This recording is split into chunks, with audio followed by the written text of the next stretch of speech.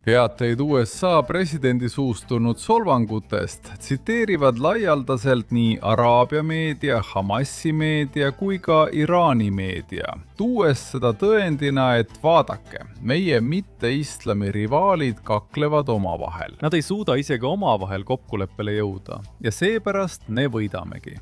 Kui olukord koha peal ei muutu, pole te võitnud. Kui Hamas on endiselt Gazas, pole te seda sõda võitnud. Kui Hezbollah suudab endiselt saata kõiki neid droone ja tulistada rakette, pole te võitnud.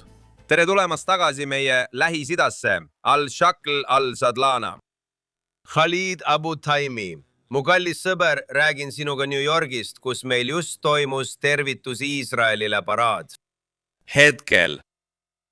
Üsna dramaatiline. Esimest korda on linnapea, kes toetab džihaadi, kes toetab Hamasi islamistlikku liikumist, mis on Iraani radikaalse šiitliku islaamivabariigi käsilane. Enneolematu, Khalid. Ja see on tõesti osa meie tänasest saatest. Sa oled just kirjutanud murrangulise artikli pealkirjaga Lääne nõrkus džihaadi ees. See ongi see, millega me New Yorgis silmitsi seisame.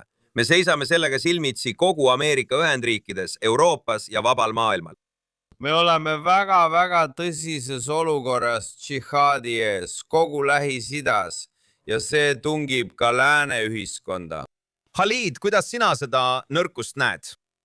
Tead, ma ütlen alati, et me peame väga hoolikalt vaatama, milliseid sõnumeid lääs saadab džihadistidele ja teistele islamistlikele rühmitustele kogu Lähis-Idas. Ja kui sina seda sõnumit saadad, kui sa annad neile mõista, et oled kas neile kaasatundev või et sa mõistad neid või et oled kõhklev ja ebakindel või et oled otsustamatu või et oled nõrk, siis see kindlasti julgustab neid. Ja just sellise sõnumi saatis Mamadani viimastel päevadel džihadistidele. Sõnum on see, et teie võidate. Ühe Ameerika ja maailma tähtsaima linnapea on teie poolel. Iisraeli vastasus tähendab Hamasi pooldamist. See tähendab islamistlike terroriorganisatsioonide toetamist. Ja nii seda nähaksegi. Seega on väga oluline panna end nende olukorda, vastaste olukorda, et mõista, kuidas nemad seda näevad. Kõik sõltub tajust, sellest, kuidas sind tajutakse. See on praegu kõige olulisem asi. See on väga oluline punkt, Khalid, sest olles marssinud koos Knesseti delegatsiooniga New Yorgis toimunud Iisraeli tervitusparaadil, siis esimest korda alates paraadi asutamisest 1964 aastal boikoteeris ametis olev linnapea, antud juhul linnapea Mamdani, seda paraadi. Nagu sa ütled, see jätab väga tõsise mulje islamistide võidust. Sest boikot annab sisuliselt sellest märku. See on avatud jaht juutidele maailma kõige rahvarohkemas juudi linnas väljaspool Iisraeli. Ja mõned inimesed arvavad, et minu tähelepanek on veidi liialdatud. Aga ma soovitaksin ja tegelikult olen väga huvitatud sinu arvamusest selle kohta. Et kui moslemist linnapea, kes on kutsunud üles intifada üleilmseks muutmisele, kelle naine toetas 7. oktoobri džihadistlikke massimõrvu Iisraelis, mis olid suunatud 51 riigi inimeste vastu, mitte ainult. Iisraeli boikoteerib kohaliku juudi kogukonna kõige olulisemat pidustust. Salute to Israel paraadi kaudu. See saadab sõnumi, et vägivald, antisemitism ja üleskutsed mõrvadele on täiesti õigustatud. Olgu see New Yorgis, New Jersey's, Euroopas või kus iganes mujal maailmas. Mis on sinu arvamus? Siis, sõltumata tema taustast ja poliitilistest vaadetest, saadab see, et ta boikoteerib Iisraeli toetavat paraadi väga tugeva sõnumi. See ei ole sõnum, mis oleks suunatud Iisraeli vastu. See on sõnum, mis on samuti juudi vastane. See on võrdväärne mitte ainult Iisraeli, vaid ka juudi kogukonna näkku sülitamisega. ja sellepärast ma ütlesingi, et sa pead olema väga ettevaatlik. On täiesti normaalne kritiseerida Iisraeli. On täiesti normaalne öelda, et ma ei nõustu Iisraeli poliitikaga. On täiesti normaalne kritiseerida Iisraeli koalitsiooni. On täiesti normaalne kritiseerida Iisraeli sõjalisi tegevusi. Aga kui sa lähed sellest sammu võrra kaugemale ja hakkad tegelema boikottide ning desinvestatsiooniga ja sa hakkad levitama Iisraeli vastaseid vaateid ja propagandat, siis teeb see olukorra väga keeruliseks. See mängib Iisraeli vaenlaste kasuks. Ja sellepärast peame me selles osas olema väga ettevaatlikud. Ma ütlesin, et sa pead alati vaatama, kuidas teine pool sind näeb. Ma ei näe, kuidas boikott, investeeringute lõpetamine ja sanktsioonid tegelikult aitavad rahu ja kooselu edendada. Ma olen alati olnud seda meelt muide, et boikotid ja investeeringute lõpetamine, ükskõik kust need tulevad, teevad tegelikult kahju. Need pöörduvad lõpuks iseenda vastu. Palestiinlastelt näiteks nõuda, et nad boikoteeriksid Iisraeli tooteid, Iisraeli piima ja Iisraeli juustu, ilma neile alternatiivi pakkumata, ei ole palestiinlasi toetav. See on lihtsalt Iisraeli vastane. Palestiinlastelt nõuda, et nad boikoteeriksid töötamist Iisraelis on naeruväärne, sest mida sa neile selle asemel pakud? Kui sa ei taha, et palestiinlased töötaksid Iisraelis, siis paku neile alternatiivi. Aga mõnel lääne inimesel on väga lihtne istuda seal New Yorgis, Euroopas ja kogu läänemaailmas ning õpetada palestiinlastele, mis on nende jaoks hea ja mis halb. Kui sa tahad palestiinlasi aidata, siis alusta positiivsete algatustega. Selle asemel, et kutsuda üles boikottidele, proovi tuua juudid ja araablased üksteisele lähemale. See aitab. Meil on negatiivsetest kampaaniatest kõrini. Negatiivsed kampaaniad annavad Lähis-Ida radikaalidele ainult julgust juurde. Täpselt nii, Khalid. Ja kui me liigume boikotist edasi selleni, mida me nimetame koostööalgatuseks juutide ja araablaste vahel. Mis juhtub siis, kui džihadistid tunnevad nõrkust? Näiteks praegu Iraani Islamivabariigi puhul vastamisi Ameerika Ühendriikidega, kui Washingtonist tulevad segased sõnumid. Ühelt poolt kägistab president Trump islaamirežiimi majandust, võttes neilt tulu ja müügitulu, nii et nad kaotavad 6–15 miljardit dollarit. Teiselt poolt saadab president sõnumeid, et ta on valmis kohtuma Mustafa Khameneiga. Ta on.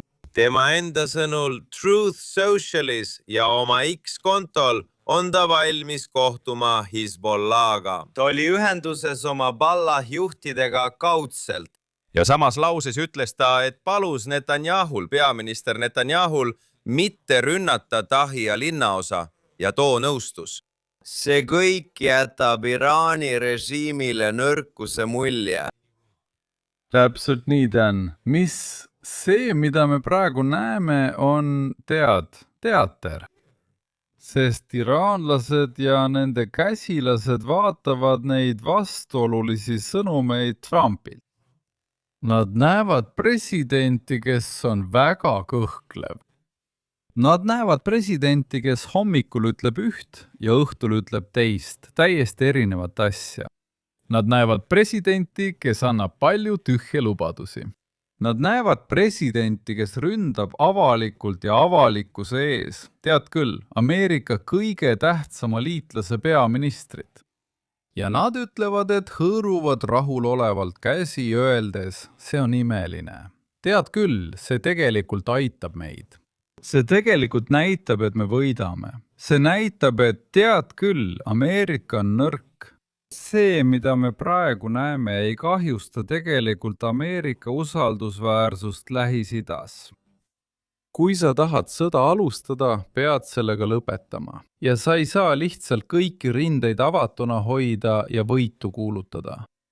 Kui sa ei võida, tähendab see, et Hamas, Iraan ja Hezbollah võitsid. Nii et sa pead otsustama. Sa ei saa asju õhku rippuma jätta. See saadab vale sõnumi. Ja muide, sama kehtib ka Iisraeli kohta. ja sellepärast ma kogu aeg ütlengi, tead, ma olen jälginud, mida Hamas, Hezbollah ja Iraani režiim ning nende toetajad räägivad. ja nad vaatavad seda ning ütlevad, tead, okei, te ründasite Iraani, aga Iraani režiim on ikka alles. Te üritate Hamasest lahti saada, aga Hamas on ikka alles. Te üritate Hezbollah relvituks teha ja sellest lahti saada, aga Hezbollah on ikka alles. Nii et kui te ei saavuta täielikku võitu, on see probleem. Ja see nõuab kannatlikkust, millest lääne poliitikakujundajatel sageli puudus on. Oma tänases artiklis Gatestone Instituutis ütlesin, läänelased peavad õppima Lähis-Ida inimestelt kannatlikkust. Läänelased tahavad maagilisi lahendusi, nad tahavad kiireid lahendusi ja seda te Lähis-Idas ei leia. Lähis-Idas võidavad need, kes on kannatlikud. Nad on need, kes lõpuks võidu saavutavad, kes kuulutavad end võitjateks. Aga isiklikult olen väga mures, sest ma ei näe, et Ameerika või Iisrael võidaksid. Ja mind häirivad ka need teated avalikust lahkarvamusest või vaidusest president Trumpi ja Iisraeli peaministri vahel. See saadab taas sõnumi Iraani režiimile ja selle käsilastele, et meie jaoks liiguvad asjad õiges suunas. Nende unistus on alati olnud kiilu löömine Iisraeli ja Ameerika Ühendriikide vahele. Ja need teated, teate küll, Ameerika Ühendriikide presidendilt tulnud sõimusõnadest, tulisest vaidlusest, vastuolulised telefonikõned. Ja kõik need tsitaadid, mida me näeme, neid tsiteerivad laialdaselt Araabia meedia, Hamasi meedia, Iraani meedia, AS. Ja neid tuuakse tõendina selle kohta, et vaadake, meie mitte-islami või mitte-moslemitest rivaalid kaklevad omavahel. Nad ei saa isegi oma asju korda, nad ei ole ühtsed ja sellepärast me võidamegi. Ja see loob viljaka pinnase tulevikus veelgi rohkemate džihadistide värbamiseks. See on väga ohtlik asi, mida lääne inimesed peavad arvesse võtma. Khalid, vaatame seda nõrkuse ja võidu mõistet USA või lääne vaatenurgast võrreldes Araabia idavaatenurgaga. Lääne vaatenurgast öeldakse, et oota nüüd. President Trump on öelnud ja Ameerika Ühendriikide sõjaminister Pete Hegseth on öelnud, meie, Ameerika Ühendriigid, oleme hävitanud Iraani režiimi õhuväe. Mereväe. Nad on vähendanud nende raketivõimekust, ütleme, 70% võrra. Nad on kõrvaldanud igasugused raketiiladud. Nad on kõrvaldanud nende uute rakettide tootmisvõimekuse, samuti droonide ning samuti uraani rikastamise võimekuse. Me teame 2025 aasta juunis toimunud operatsioonist Kesköö haamer, mis tähendab, et Iraani režiimi võimekusi on objektiivselt palju hävitatud. Nüüd, seda öeldes, Iraani režiimi vaatenurgast, nagu sa ütlesid, nad on endiselt alles, nad ähvardavad endiselt, nad ründavad endiselt. Nüüd ründasid nad just Kuveidi rahvusvahelist lennujaama, mis sümboolsest vaatenurgast on oluline. See on nende jaoks uskumatu areng, eriti kuna need pildid levivad üle kogu maailma. See sõltub lennujaama liiklusest, tead küll, igasugustest, mitte ainult turismist, vaid ka igasugusest kaupade ja materjalide transpordist ja nii edasi ja nii edasi. Nad on rünnanud Araabia Ühendemiraate, nad on rünnanud Saude, iraanlased on rünnanud Bahreini elanikke. Nende vaatenurgast nad võidavad ja räägivadki nii, nagu nad võidaksid. Ja ometi ei näe me Ameerika Ühendriikidelt agressiivsemat, isegi ebaproportsionaalset vasturünnakut. Siin ma pean sinuga nõustuma. Nende jaoks tähendab võit ellujäämist. Ja kui sa jääd ellu, oled võitnud. Nüüd, üks USA ja Iisraeli rünnaku Iraani vastu avalikest või varjatud eesmärkidest oli režiimi vahetus. Olgu, seda ei mainitud avalikult. Nüüd, te ei ole režiimi muutnud. Olete hävitanud nende sõjalised võimed, olete hävitanud nende mereväe, olete hävitanud nende õhuväe. Olete hävitanud paljud nende rajatised, ma ei tea, tuumarajatised või muud rajatised, ballistilised raketid. Aga režiim on ikka veel alles. Ja seni, kuni režiim on veel alles, on see nende võit. Nemad võidavad. Ja režiim, mis seisab endiselt jalul ja hingab veel, ongi võit. Kui see režiim on endiselt suuteline tulistama Kuveidi rahvusvahelise lennujaama pihta ja ähvardama oma Araabia naabreid. Ja kui see režiim suudab jätkuvalt varustada Hezbollah droonide ja relvadega ning kui see režiim jätkab rahalise või tõenäoliselt ka sõjalise toetuse andmist Hamasile Gazas, siis kus on see võit, millest president Trump räägib? Kuidas te saate öelda, et te võidate? Ja et olete hävitanud nende sõjalised võimed, kui nad on endiselt võimelised tulistama ühe raketi Kuveidi lennujaama pihta. Asju hinnatakse ka sümboolses plaanis. Inimesed ärkavad hommikul üles ja kuulevad, vau, Iraan ründas Kuveidi lennujaama. Mis sõnumit see saadab? Et Iraani režiim on endiselt olemas, Iraani režiim on endiselt suuteline oma naabreid ähvardama. Ja Iraani režiim ning selle ideoloogia on endiselt olemas. Ma kordan veel kord, seda režiimi ei saa üleöö eemaldada. Seda džihadistlikku ideoloogiat ei saa kõrvaldada 1 või 2 nädalaga, aga tuleb näidata otsustavust. Sa pead üles näitama kannatlikkust. Ja kui sa ei varusta end otsustavuse ja kannatlikkusega, siis sa ei võida. Need ei ole lahingud ega sõjad, mida saab võita nädalate või kuudega. See on palju. Selle kurja režiimi ja selle käsilaste vastu võitlemiseks on vaja pikaajalist strateegiat. Ja las ma ütlen teile, ma mõtlen sellest, mida ma ka kuulen. Nad vaatavad Trumpi administratsiooni poole ja ütlevad, vaadake, kui palju aastaid on Trumpil veel jäänud. 2,5–3 aastat. Olgu, me oleme kannatlikud. Ta läheb ära. Tuleb uus administratsioon ja tuleb teistsugune USA poliitika. Surve meie vastu väheneb. Nüüd nad vaatavad, mis toimub Gazas ja mis toimub Liibanonis.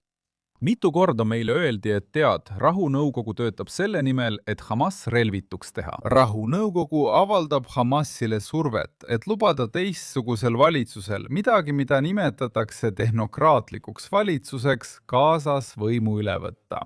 Mitu korda meile öeldi, et tead, Hezbollah relvitustatakse ja Hezbollah taandub. Hezbollah annab oma relvad üle ning Liibanoni armee võtab võimu üle. Ja see on kõik ainult jutt.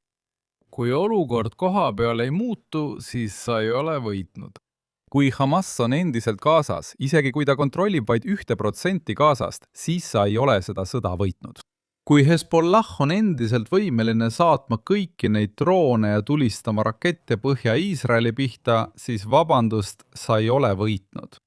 Vaja on uut lähenemist. Sa pead olema kannatlik. Ja kui sa ei ole kannatlik, siis saadad sa vale sõnumi, ütlen veel kord, kõigile neile džihadistidele. Viimane asi, mida me vajame, on džihadistide julgustamine ja teiste innustamine nendega liituma veendumuses, et supervõim ja tema liitlane Iisrael ei võida. Nad ei suuda meid võita. Kui sa ei suuda neid võita, kui sa ei võida neid, siis nemad võidavad. Nii see ongi. Sa võid tappa tuhandeid ja tuhandeid neist. Sa võid hävitada nende sõjalised võimed, aga täielikku võitu ei ole. Sul on vaja täielikku võitu. Nii et siin on küsimus. Meie JCFA partner ja rahvusvaheline õigusekspert Bob Myers, kes on meiega selles algatuses koostööd teinud, mida nimetame džihaadi vastasseisuks.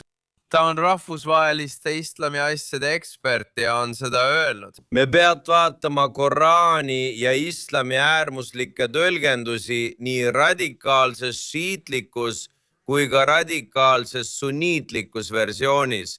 mida kehastavad ISIS, Al-Qaeda ja moslemi vennaskond.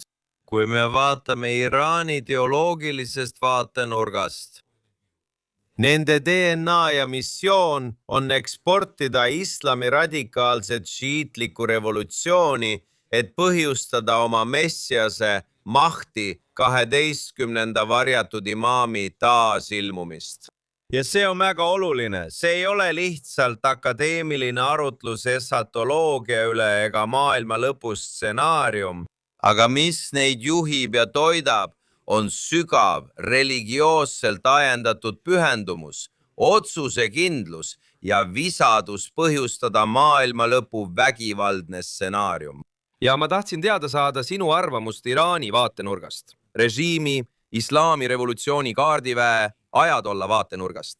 Sest enamik Iraani rahvast on selle teoloogilise mandaadi vastu. aga on oluline, et meie sõbrad ja kolleegid läänes mõistaksid, et see Teoloogiliselt juhitud missioon on muutumatu.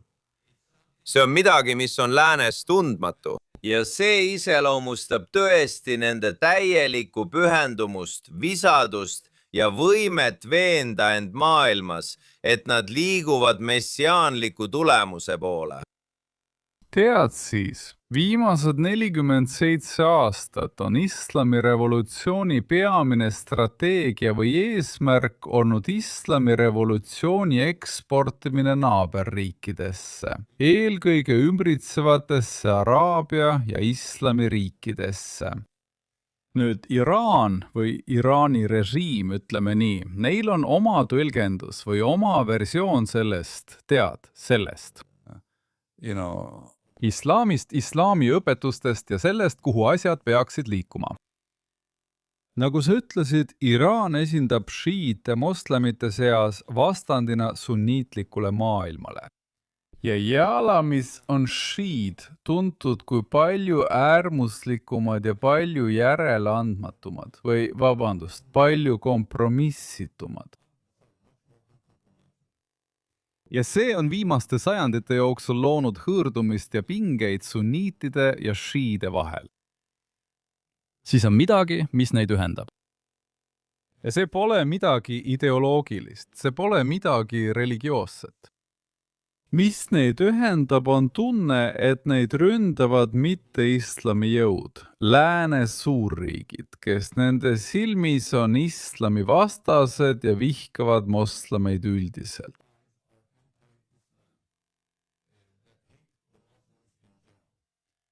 On veel üks asi, mis neid ühendab. See on nende võitlus Iisraeli vastu. Neil mõlemal on ühine vaenlane. Ja paljud inimesed on minult aastate jooksul küsinud, teate, kui Iraan on šiitlik režiim, siis miks ta toetab Hamasi, mis on sunniitlik režiim? Ja ma olen öelnud, et vaadake, see ei ole armastusest Hamasi vastu. See on sellepärast, et Iraanil ja Hamasil on ühine vaenlane nimega Iisrael. Ja kuna Iraani jaoks on Hamas oluline käepikendus Iisraeli ja Palestiina konfliktis ja üks Hamasi, üks Iraani eesmärkidest on omada tugevat trumbiässa. Ja nende jaoks on Hamas tugev trumbikaar. Kui nad on Hamasiga lõpetanud, viskavad nad Hamasi kõrvale. Iraanile ei lähe tegelikult Hamas ega Palestiina rahvas korda. Iraanil on oma eesmärgid. Sama kehtib muide ka Liibanoni kohta, kuid Liibanonis on olukord erinev, sest Hezbollah on šiitlik rühmitus. Aga jällegi, asi on ülemvõimus, asi on kontrollis. Hamasil ja Hezbollahal on midagi ühist, mõlemad asuvad Iisraeli piiridel. Ja nende jaoks, Iraani jaoks on see suurepärane. Neil on vaja midagi neil on vaja neid kahte rühmitust väga lähedal Iisraelile, et nad saaksid neid tulevikus kasutada. Ja see ongi see, mida me tegelikult pealt näeme. Nii et see võtabki kogu sunniitide ja šiiade vahelise lõhe kokku. Vaata, nad on tegelikult oma erimeelsused kõrvale jätnud. Nad ei räägi sellest. Ei räägita šiiade ja moslemite vahelistest pingetest ja sellest kuuleb harva. On olemas midagi, mida nimetatakse Ameerikaks ja Iisraeliks ja see on miski, mis neid ühendab. Seepärast ongi loosungid Teherani tänavatel, Gaza tänavatel ja paljude Araabia pealinnade tänavatel. Surm Ameerikale ja surm Iisraelile. Olgugi need šiitidelt või sunniitidelt see tegelikult ei oma tähtsust. See on väga terav tähelepanek, kui ütled, et tegelikult pole vahet, kas üleskutse surmale Iisraelile tuleb Osama bin Ladenilt. 7.–11. septembril 2001, kui ta hävitas kaksiktornid New Yorgis ja Pentagoni Washingtonis. Või kas see on Iraani režiim, kes tappis tuhandeid Ameerika sõdureid kogu Lähis-Idas ja üritas mõrvata Ameerika Ühendriikide presidenti Donald Trumpi ning 2 endist Trumpi administratsiooni kõrget ametnikku John Boltonit ja Mike Pompeot, endist välisministrit. Nüüd, minu küsimus siin, kui hakkame oma arutelu kokku võtma, on see, mis on see? On vahe, kui Osama bin Laden ütleb, et me peame hävitama sionistide ja ristisöödijate liidu. Ta ei püüa esile kutsuda messiaanlikku tegelast, kuid ta püüab kehtestada seda, mida nad nimetavad Dal al-Islamiks, mis tähendab, et islami seisukohast peab islam maailma üle võtma. Vaata, kui Osama bin Laden ja teised, ning ma kuulen seda ka kõigi nende islamistlike rühmituste teistelt juhtidelt, räägivad sionistidest ja ristisõdijatest. Siis kes on ristisõdijad? Esiteks, sionistid on Iisrael.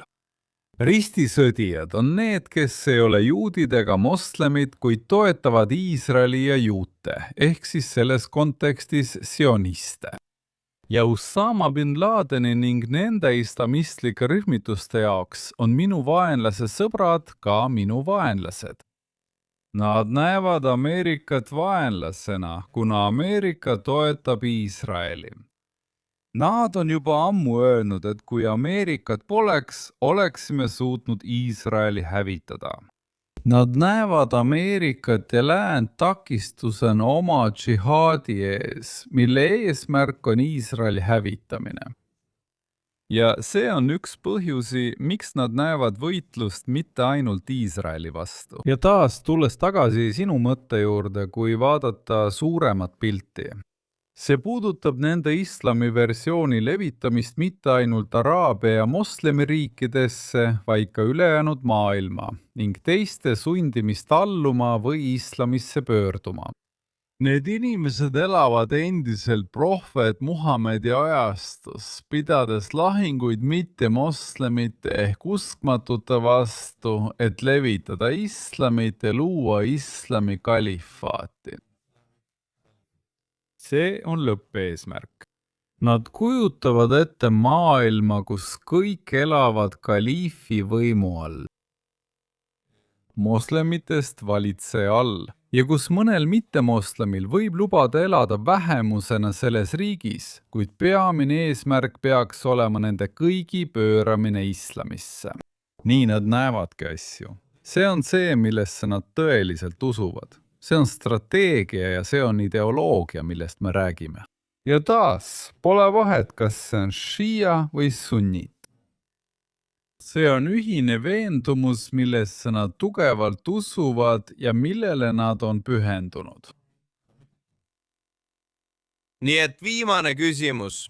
Kui sunniitlikud äärmuslased ja radikaalsed šiia on pühendunud sellele ühisele džihaadile uskmatute vastu, see tähendab kristlasi, juute ja isegi kõiki bahaisid, kõiki teisi religioone, truuse, kurde, kõiki teisi inimesi, kes ei pea end moslemiteks. Nende nägemuse järgi, kuidas me määratleme võitu džihadistide vaatenurgast. Mis veenaks neid, et nad on kaotanud? Esiteks tuleb nende vastu pidada halastamatut sõda. Sa pead neid pidevalt ründama. Sa pead jätkama oma kampaaniat nende vastu. Olgu see siis sõjaline või majanduslik kampaania. Sa pead nendega võitlema mitmel rindel. Sa pead neid nõrgestama. Sa pead neid jälitama ööpäev läbi. Sa pead teistele näitama, et nemad kaotavad. kui teised, kui nende rivaalid, kui mõõdukad moslemid ja mõõdukad araablased näevad, et nad kaotavad, siis nad hakkavad pead tõstma. Aga kui nad näevad, et Ameerika kõhkleb ja president Trump pole otsustanud, ja kui nad näevad avalikku lõhet või avatud lõhet Ameerika Ühendriikide ja Iisraeli vahel, siis see tegelikult annab radikaalsetele rühmitustele jõudu juurde.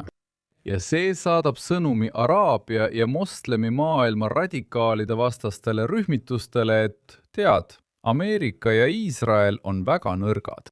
Nad ei suuda ühtegi lahingut võita.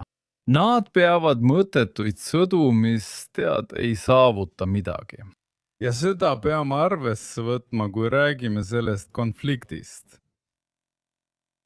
Täpselt nii, Khalid. Nii et lõpetame positiivse noodiga, nagu peaminister Netanyahu pärast 7. oktoobrit kutsus üles täielikule võidule. Ja tundub, et Iisrael liigub kõigi talle seatud piirangutega võidu suunas. See on võitluses džihaadiga palju paremas olukorras kui 6. oktoobril. Palju on veel teha. Minu arvates võiksid Ameerika Ühendriigid sellest palju õppida. Sellest tõeliselt raudkindlast pühendumusest. Kindlasti selle peaministri puhul. Selleks, et oma vaenlasi võita. Olgu see Gazas Hamasi vastu, Süürias džihadistide vastu, Liibanonis Hezbollah vastu, Jeemenis Iraani toetatud Houthide vastu või Iraagis Iraani sealsete Iraani relvarühmituste vastu. Nii et meil on see džihaadi 8 jalg, mis levib üle kogu Lähis-Ida ja ähvardab Lähis-Ida džihaadiga. See ei puuduta ainult läänt, see on tõesti probleem, mida peame väga hoolikalt jälgima. Ja me tahame tõesti tänada oma kallist sõpra ja kolleegi Bob Myersit, kes on oma juhtimise ja koostööga aidanud meid selles suunas liikuda, et džihaadile vastu astuda. Teie viimane kommentaar, teie lõplik tähelepanek, Khalid Abu Talib. Noh siis, taas kord, ma mõtlen, et selle asja kokkuvõtteks ütlen ma ikka, et me peame olema teadlikud sellest, mis toimub Lähis-Idas. Ma tahaksin näha, et inimesed Ameerikas ja inimesed Lähes, kes tegelevad Lähis-Idaga, ma tahaksin näha, et nad mõistavad Lähis-Ida kultuuri, mõistavad keelt, mõistavad mõtteviisi. Praegu näen ma inimesi, kes istuvad Washingtonis, inimesi, kes istuvad Euroopas, räägivad Lähis-Idast, avaldavad arvamust Lähis-Ida kohta ja teevad otsuseid Lähis-Ida kohta. Ilma araabia keelt mõistmata, ilma islami usku mõistmata, ilma Lähis-Idas elavaid inimesi mõistmata. Ma pean siin silmas araablasi ja moslemeid ning isegi ilma Lähis-Idas käimata. Ja olulisi otsuseid tehakse Iisraeli ja araablaste konflikti või Iisraeli ja palestiinlaste konflikti kohta inimeste poolt, kellel puudub teave, kogemus ja haridus Lähis-Ida kohta. See on väga oluline asi. Ja just sellepärast püüabki meie programm, mille nimi on Meie Lähis-Ida, alati edastada lääne publikule Lähis-Ida telgitagust mõttemaailma, mida inimesed tegelikult räägivad, kuidas lääne inimeste tegevusi ja retoorikat tajuvad araablased ja moslemid Lähis-Idas. See on väga-väga oluline. Nii et minu arvamus on, et olge kannatlikud. Kui annad lubadusi, siis pea neist kinni. Kui Ameerika Ühendriikide ja ühe tema liitlase vahel on lahkhelid, siis ei ole vaja musta pesu avalikult pesta. Hoia seda endale. Tead küll, hoia seda kontrolli all või aruta seda kinnistes ruumides ja looda parimat. See on ainus viis. Ja me kõik loodame, ma mõtlen inimesed nagu mina ja sina, meie tahame paremat Lähis-Ida. Me tahame näha koostööd. Me tahame näha kooselu araablaste ja moslemite vahel. Me tahame näha rohkem Abrahami. Moslemid ja juudid. Jah, araablased, moslemid ja juudid. Me tahame siin näha rohkem Abrahami kokkuleppeid. Inimesed on sõdadest tüdinenud. meil on kõrini kõigist neist sõjalistest operatsioonidest. meil on kõrini kõigist äärmuslastest. Me tahame edasi liikuda. see on sõnum, mis tuleb nii araablastelt kui ka juutidelt, kes elavad mitte ainult Iisraelis, vaid ka Lähis-Idas. ma arvan, et sa ütlesid selle ideaalselt. See on uue Lähis-Ida potentsiaal. Khalid Abu Taimi. Mu kallis sõber ja kolleeg, peaaegu 4 aastakümmet. See on olnud meie Lähis-Ida. Ja me kutsume oma vaatajaid iga nädal meiega liituma, et saada täiendavat ülevaadet sellest, kuidas selle dramaatilise piirkonna inimesed mõtlevad, kuidas nad tegutsevad ja kuidas nad mõjutavad läänt ning teisi kultuure üle maailma. Suur tänu, Khalid! Aitäh!